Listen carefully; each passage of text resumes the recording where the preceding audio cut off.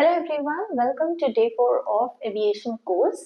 आज मैं आपको बताने वाली हूँ basic difference between a domestic and an international airport. तो अगर आप ये कैबिन क्रू या फिर ग्राउंड स्टाफ के लिए अप्लाई करने जा रहे हैं तो जरूरी ये है कि आपको समझ हो, एक आइडिया हो कि डोमेस्टिक एयरपोर्ट पे क्या होता है और इंटरनेशनल एयरपोर्ट का प्रोसीजर्स कैसे डिफरेंट होते हैं। अपकमिंग सेशन के अंदर हम अराइवल को भी कवर अप करेंगे, लेकिन आज सिर्फ और सिर्फ डिपार्चर्स के बारे में समझते हैं। Hello everyone, I'm Paramjeet Kaur, founder of X-Crew Aviation. I'm an ex-cabin senior from Qatar Airways and have worked 7 long years with leading academies as aviation grooming and personality development trainer. Now I want to share my 18 years of long experiences with you all so that you can become the next generation. Let's ditch the lengthy expensive diplomas and save up to 85% of your money, time and efforts. Let's learn together. जब आप किसी एक country को छोड़ के दूसरी country, city, state के लिए फ्लाइट लेते हैं या एयर ट्रांसपोर्ट के मोड का यूज करते हैं, तब आपको डिपार्चर्स के थ्रू जाना होता है। इनफैक्ट अगर आपने कभी ट्रेन सर्विसेज भी ली है तो वहां पे भी आपने डिपार्चर एंड अराइवल वर्ड का यूज सुना होगा। So I am sure you are familiar with this word. यहाँ पे जब हम एयरपोर्ट की बात करते हैं तो departures again means the same, but जो प्रोसीजर्स होते हैं अगर आप इंटर स्टेट ट्रैवल कर रहे हैं तो थोड़े डिफरेंट होते हैं और जब इंटरनेशनल ट्रैवल करते हैं तो डिफरेंट होते हैं।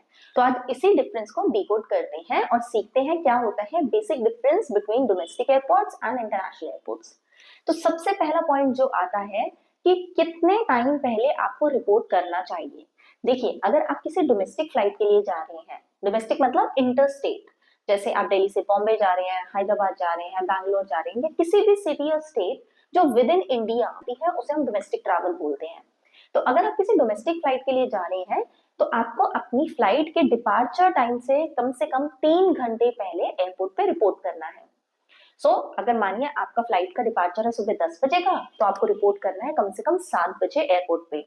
और अगर आपकी फ्लाइट का डिपार्चर है शाम को 6 बजे का, तो आपको दोपहर को 3 बजे तक एयरपोर्ट पे रिपोर्ट करना ही है। ऐसा हम इसलिए कहते हैं क्योंकि प्रोसीजर्स होते हैं, डिफरेंट चैनल्स होते हैं जिनके थ्रू आपको जाना पड़ता है until you reach your flight. So it's slightly different than your train transportation और इन बस। वहीं अगर आप किसी इंटरनेशनल फ्लाइट के लिए जा रहे हैं तो you must report at the airport 4 hours prior to your departure. अब 4 घंटे पहले क्यों? क्योंकि डोमेस्टिक और इंटरनेशनल का जब आप डिफरेंस पूरा समझ लेंगे तो आपको रियलाइज होगा कि कस्टम और इमिग्रेशन का एक पॉइंट, चेक पॉइंट होता है जो इंटरनेशनल डिपार्चर्स के अंदर ऐड हो जाता है। तो जितने चेक पॉइंट्स ऐड होंगे अकॉर्डिंगली आपको टाइम भी ज्यादा लगेगा उसको क्लियर करने के लिए। अगर आपने उस टाइम पीरियड के अंदर रिपोर्ट नहीं किया तो क्या होगा? अगर मैं डोमेस्टिक की बात करूं तो चेक इन काउंटर्स जो होते हैं जहां पे जाके आप अपनी टिकट दिखाते हैं और बोर्डिंग पास अवेल करते हैं, याद रखिए डोमेस्टिक फ्लाइट के लिए जो चेक इन काउंटर्स हैं वो बंद हो जाते हैं 30 to 40 minutes prior to departure time.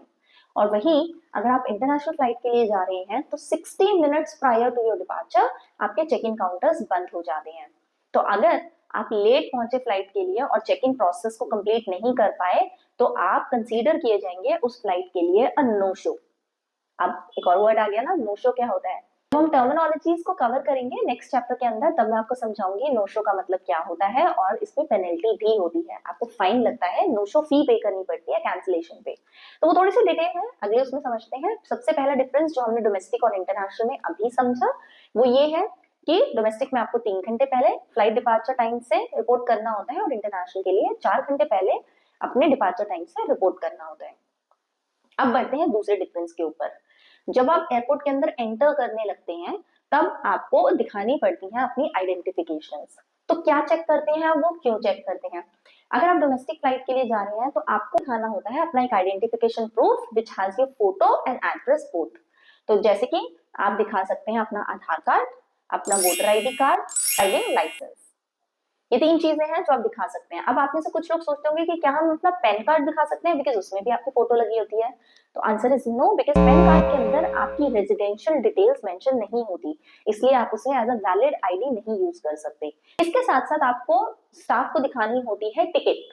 तो टिकट देखने का मतलब क्या है? पहली चीज, टिकट इसलिए देखी जाती है कि क्या आप एक बोनाफाइड ट्रैवलर है या नहीं। बोनाफाइड मतलब कि क्या आपकी फ्लाइट आज की ही है या नहीं, या आपके पास वैलिड टिकट है कि नहीं। तो पहली चीज जो आपकी टिकट पे चेक की जाती है वो होती है डेट, कि आज की ही फ्लाइट है, और दूसरा होता है डिपार्चर टाइम। तो ये 2 चीजें इंपॉर्टेंट होती हैं। इसके साथ साथ वो आपकी बेसिक डिटेल्स भी मिलाते हैं, जैसे आपकी फोटो आईडी से आपकी पिक्चर और आपकी टिकट के साथ आपकी आईडी के details like your name, your that you are the person who is travelling and the ticket belongs to you. अब अगर आप इंटरनेशनल फ्लाइट के लिए जा रहे हैं तो आईडी के लिए मैंडेटरी है आपके लिए होल्ड करना पासपोर्ट। पासपोर्ट क्या होता है? Identification of your nationality. तो आप विद इन स्टेट ट्रैवल नहीं कर रहे हैं, बल्कि आप अपनी कंट्री की बाउंड्रीज को छोड़ के जाना चाहते हैं किसी और कंट्री में, चाहे वो विजिट पर्पस से हो या फिर बिजनेस पर्पस के लिए हो, स्टडीज के लिए हो, एम्प्लॉयमेंट के लिए हो, या इट कुड बी एनीथिंग। तो there could be different ways you have obtained a visa and now you want to travel. So आपका पर्पस ऑफ ट्रैवल जो है वो डिफरेंट हो सकता है from one person to the other. तो अब पासपोर्ट मैंडेटरी होता है, क्योंकि अगर आपके पास पासपोर्ट नहीं होगा तो आप इमिग्रेशन नहीं क्लियर कर पाएंगे।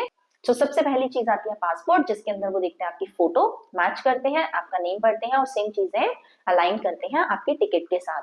अब कुछ बच्चे मेरे पास यहाँ पे डाउट लेके आते हैं कि क्या मैम वो रिटर्न टिकट भी चेक करते हैं या फिर आपका वीजा भी चेक करते हैं? तो आंसर इज नो। आपको एंट्री के लिए जरूरी ये है कि आपके पास एक वैलिड टिकट हो, आप 4 घंटे के अंदर अंदर एंटर कर रहे हैं और आपके पास एक वैलिड पासपोर्ट हो।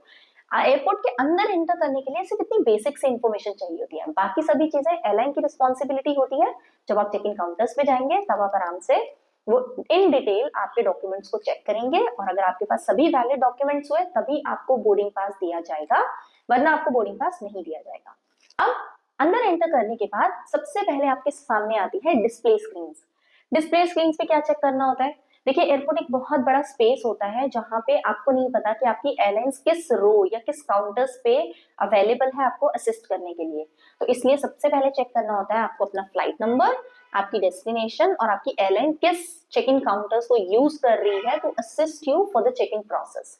तो आप उसको चेक करेंगे और पहुंच जाएंगे अपने चेक इन काउंटर्स पे। अगर आप डोमेस्टिक फ्लाइट के लिए जा रहे हैं तो अगेन चेक इन काउंटर्स पे भी आपको सिर्फ दिखानी है अपनी फोटो आईडी और उसके साथ अपनी टिकट। और जो आप अपना लगेज लेके जा रहे हैं इंश्योर कीजिएगा वो 15, 20 या 25 जितने भी किलोज आपकी एयरलाइन ने आपको बैगेज अलाउंस दिया है उतना ही वे करें। अगर वो उससे ज्यादा वे करता है तो आपको देने पड़ेंगे एक्सेस बैगेज चार्जेस। अब वो कितने होते हैं depending on the sector that you flying और कितनी लंबी है आपकी फ्लाइट, उसके अकॉर्डिंगली चार्जेस एयरलाइन पहले से डिसाइड करके रखती है, आपको वहां पे पेमेंट करनी पड़ेगी। ऑन दी अदर हैंड अगर आप इंटरनेशनल फ्लाइट के लिए जा रहे हैं तो अगेन चेक इन काउंटर्स पे आपको दिखाना पड़ेगा अपना पासपोर्ट और अपनी जाने वाली टिकट। बट इतना ही नहीं, अगर आप विजिट वीजा के लिए जा रहे हैं या फिर टूरिस्ट वीजा पे ट्रैवल कर रहे हैं तो आपको उनको अपनी रिटर्न कंफर्म टिकट भी दिखानी पड़ेगी, तभी एयरलाइंस आपको बोर्डिंग पास इशू करेंगी, नहीं तो नहीं करेंगी। रिटर्न टिकट आपके पास जरूर होनी चाहिए और ये आगे जाके भी चेक होगी इमिग्रेशन काउंटर्स पे। अब डोमेस्टिक एयरपोर्ट पे अगर आपने चेक इन प्रोसेस कंप्लीट कर लिया, आपको बोर्डिंग पास मिल गए, तो आपका नेक्स्ट स्टेप बनता है SHA। SHA होता है security hold area.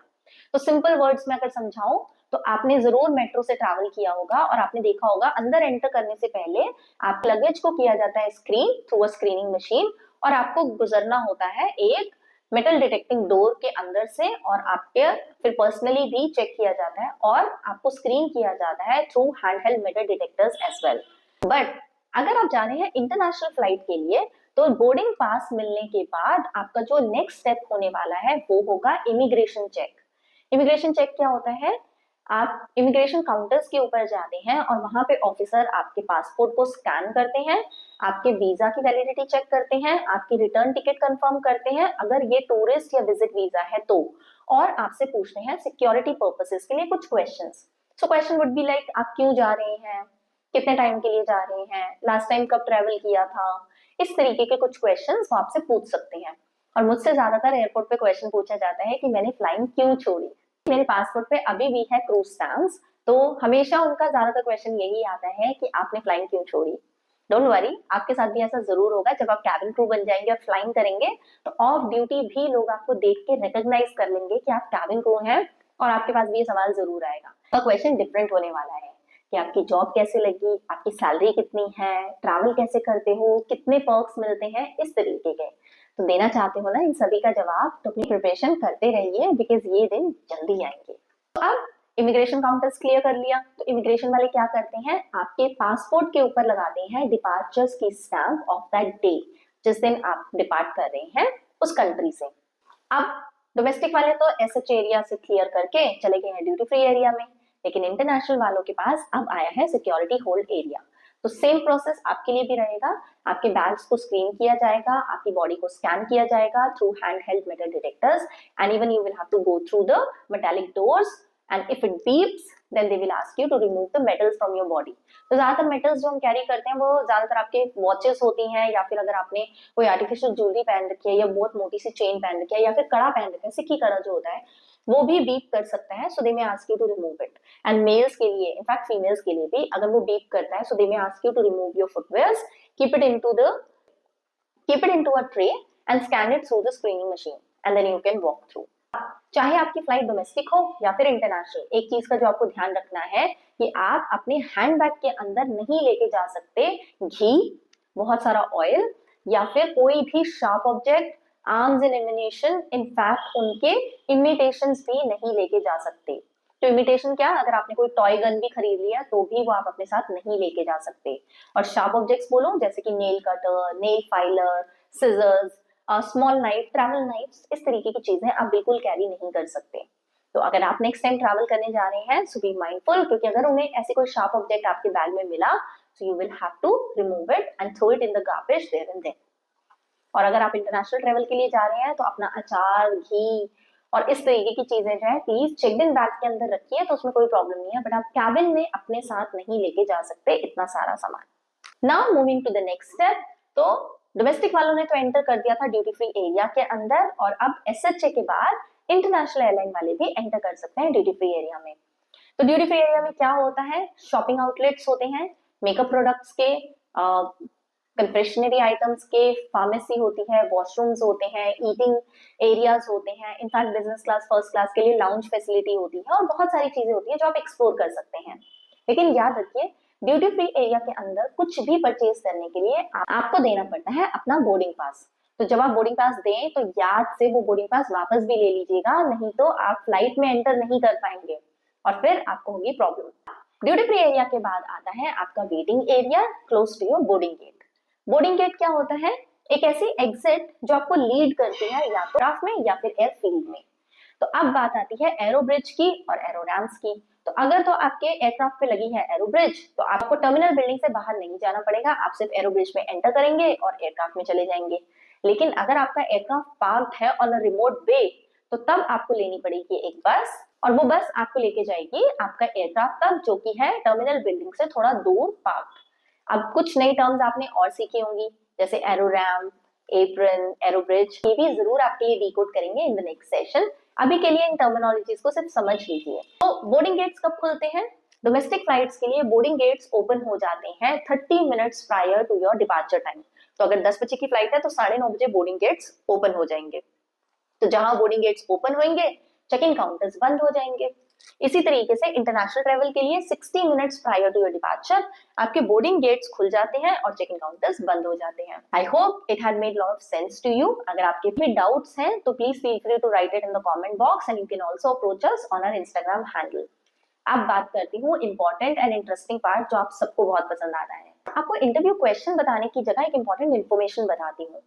Indigo airlines लगातार ड्राइव चला रही है वॉक इन इंटरव्यूज की, चाहे वो ग्राउंड स्टाफ हो चाहे कैबिन क्रू। तो अब इंपॉर्टेंट इन्फॉर्मेशन आपके लिए ये है कि इंडिगो ने अपनी कैबिन क्रू ट्रेनिंग फीस जो है वो कर दी है इंक्रीज।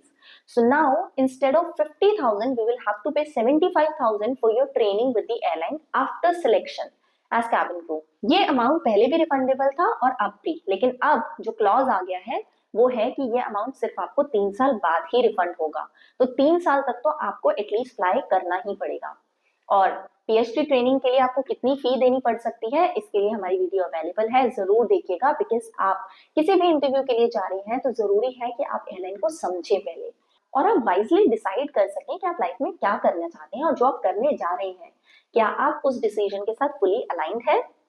तो ये इन्फॉर्मेशन तो आपके लिए हो गई है कंप्लीट, लेकिन अभी भी बाकी है अराइवल्स प्रोसीजर और टर्मिनोलॉजीज भी, जो बहुत जरूरी है हर पर्सन के लिए जो एविएशन इंडस्ट्री को ज्वाइन करना चाहता है। तो आने वाली वीडियोस को मिस मत करना, अभी कोर्स सिर्फ स्टार्ट हुआ है, बहुत कुछ है जो कवर करना है। So all my good wishes with all you people, I wish you all the very best.